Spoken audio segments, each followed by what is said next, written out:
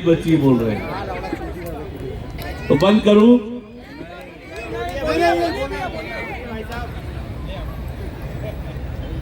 जब राजनांदगांव के स्वदेशी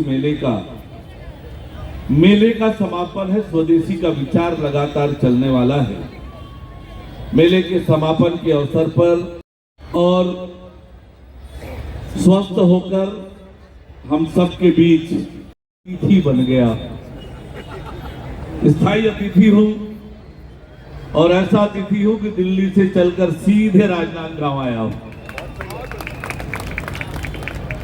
ये एक तरफ तो आयोजक साथी लोगों का स्नेह है, और दूसरा स्वदेशी के प्रति जो संकल्प है, वो निष्ठा है, इसका परिचायक है कि मैं हर स्वदेशी मेले में उपस्थित होता हूं, चाहे बिलासपुर में हो, रायपुर में हो, जगदलपुर हो, राजनांदगांव हो। स्वदेशी ये विषय ही ऐसा है कि ये हमारे स्वाभिमान से जुड़ा हुआ है।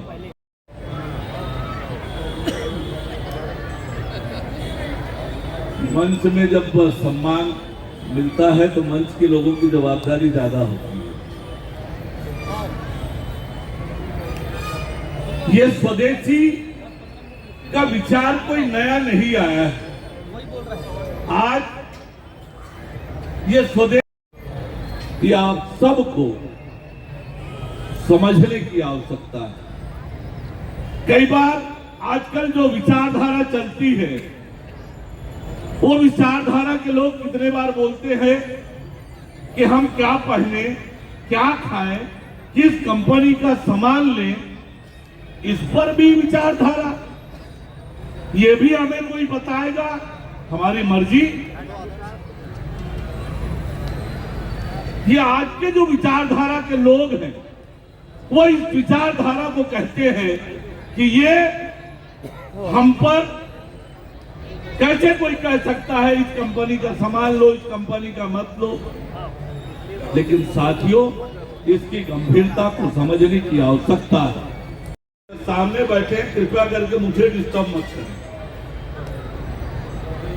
मैं जब इस तरह से बातचीत होती है तो मैं स्वयं डिस्टर्ब हो जाता हूं कि मेरी बात को कोई सुनने वाला नहीं है और मैं बोले जा रहा हूं। मन से बैठे हैं तो मैं केवल 7-8 मिनट ही बोलूंगा। आपको मेरी बात अच्छी लगे तो घर लेकर जाना, 4 लोगों को बताना, अच्छी न लगे तो मुझे वापस कर देना। प्राचीन समाज से स्वाभिमानी और स्वावलंबी रहा है। हमने दुनिया को केवल दिया ही दिया है। हमने वेद पुराण दिए, दुनिया को शिक्षा का केंद्र नालंदा और तक्षशिला का विश्वविद्यालय दिया। दुनिया के लोग हमारे यहाँ पढ़ने आते। दुनिया को हमने चिकित्सा दी, दुनिया को हमने विज्ञान दिया, दुनिया को ज्ञान दिया, दुनिया को कौशल दिया। क्या क्या नहीं दिया दुनिया को। दुनिया को हम देने वाले थे, और ये हमारी विचारधारा को पुख्त करता है। दुनिया को हम अपना परिवार मानते हैं। वसुधैव कुटुंबकम का भाव, ये हमारे संस्कार का विषय रहा है। पर आखिर ये बात आज स्वदेशी के विचार को बढ़ाने की आवश्यकता क्यों है? मुगलों ने, अंग्रेजों ने, पाश्चात्य के विचारधारा ने हमारे उस स्वभाव पर अपनी छाप छोड़ दी। एक नए प्रकार का संस्कार और विचार हमारे ऊपर थोपा गया। हमारे जो स्वाभिमान के मान बिंदु थे, उन मान बिंदुओं पर चोट पहुंचाई गई, कदम कदम पर चोट पहुंचाई गई, और हमारे मन में ये भाव हो गया, अपनी परंपरा, अपनी संस्कृति, अपने सांस्कारिक चीजों के प्रति हमारे मन में एक अभाव भर दिया। उसका नतीजा क्या हुआ? कैसे हमारे देश को गुलाम बनाने की कोशिश की, आर्थिक रूप से और मानसिक रूप से, सांस्कृतिक रूप से भी हमारे देश को गुलाम बनाने की कोशिश की। राजनीतिक रूप से हमारा देश तो स्वतंत्र हो गया 15 अगस्त 1947 को। आपको याद होगा, आपको इस बात की कल्पना भी है कि कितनी बलिदानियां हमने अपने देश की राजनीतिक आजादी के लिए दिया है।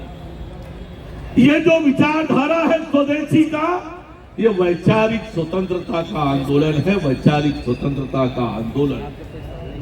आज यदि दुनिया में भारत की जो प्रतिष्ठा बढ़ रही है, कैसे और क्यों बढ़ रही है, इसके धरातल पर जाएंगे तो आपको लगेगा कि हमने जो विचारधारा प्रारंभ की है, जो संस्कार लोगों के बीच दिया है, उसके कारण से हो रहा है। दुनिया में भारत के प्रति जो सम्मान का भाव है, एक समय ऐसा आया दुनिया के कर्ज तलों हम दबे हुए थे। अनेक सामग्रियों में हम विदेश पर आश्रित थे, विदेश पर निर्भर थे। यदि आप दूसरे पर निर्भर होंगे तो आपको उनके हिसाब से चलना पड़ेगा, वो आपको अपने हिसाब से चलाएंगे। छोटी छोटी चीजों के लिए हम दुनिया के अन्य देशों पर आश्रित हो गए थे और वो देश उसका दुरुपयोग करने लगे थे, हम उनके इशारे पर चलने लगे थे। आज यदि इस देश में यह ताकत आई है कि पाकिस्तान के अंदर घुसकर सर्जिकल स्ट्राइक और एयर स्ट्राइक और ऑपरेशन सिंदूर कर सकते हैं, तो ये इस विचारधारा का कमाल है, स्वदेशी और स्वावलंबन का। ये ताकत, ये क्षमता जो आई है, ये यूं ही नहीं आई है, ये संस्कार बदलने के कारण, ये विचारों के वेग के कारण ये आई है। ये वही देश, वही सरकार 2014 से पहले क्या होता था और आज क्या हो रहा है, अंतर आया है। आज देश की अर्थव्यवस्था कितनी मजबूत और पुख्ता हुई है। हम आयातक देश से अब निर्यातक देश बन रहे हैं। कभी इस देश में सैनिकों के जूते भी हमें विदेश से खरीदने पड़ते थे, गोला बारूद और बाकी के मिसाइल ये तो छोड़ दीजिए, जूते भी हमारे देश में नहीं बनते थे। रॉ मटेरियल हमारा, हम देते थे, वो जूता बना के देते थे। ऐसी परतंत्रता थी। ऐसे में कभी देश न तो स्वाभिमानी हो सकता, न स्वावलंबी हो सकता और न समर्थ हो सकता। भारत देश को फिर से सामर्थ्यवान राष्ट्र बनाना है, समृद्ध बनाना है, स्वाभिमानी बनाना है, स्वावलंबी बनाना है। उसका एक ही मार्ग है, एक ही रास्ता है, स्वदेशी का संस्कार, स्वदेशी का विचार। इस बात को समझने की आवश्यकता, इस बात की गंभीरता को समझने की आवश्यकता है कि ये स्वदेशी मेला केवल सामान बेचने का कोई केंद्र नहीं है। ये लोगों को प्रेरित करने का विषय है कि हाँ, मेरे गांव का कारीगर, मेरे मोहल्ले का कारीगर, मेरे प्रदेश का कारीगर, मेरे देश के कारीगर का खून और पसीना जिस सामान में लगा है, मुझे तो वही खरीदना है। इस देश का पैसा इस देश में ही रहना चाहिए और इस देश के जो कलाकार हैं, इस देश के जो उत्पाद हैं, वही मुझे खरीदना है। वही मेरा स्वाभिमान है, वही मेरा गौरव है।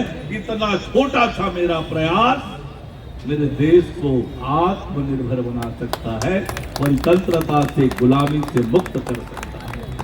यही विचार है। और वो जिन लोग ये विचार फैलाते हैं, जिन लोग ये कहते हैं कि हमें क्या पहनना, हमें क्या खाना, हमें क्या लेना, इस पर कोई हमें प्रतिबंधित कर सकता है क्या? मैं उनके लिए कहता हूं, बहुत गंभीर बात कह रहा हूं। आपको याद होगा देश की हमारे सीमाएं कितना दुर्गम और कितना कठिन है। कहीं बड़ी बड़ी पहाड़ियां हैं तो कहीं पर कई कई डिग्री माइनस टेम्परेचर में हमारे सुरक्षा बल के जवान अपनी जान जोखिम में डालकर देश की रक्षा करते हैं। कितनी कठिनाई, कितनी परेशानियों के बाद घर परिवार से दूर जाकर सीमा में देश की रक्षा करते हैं।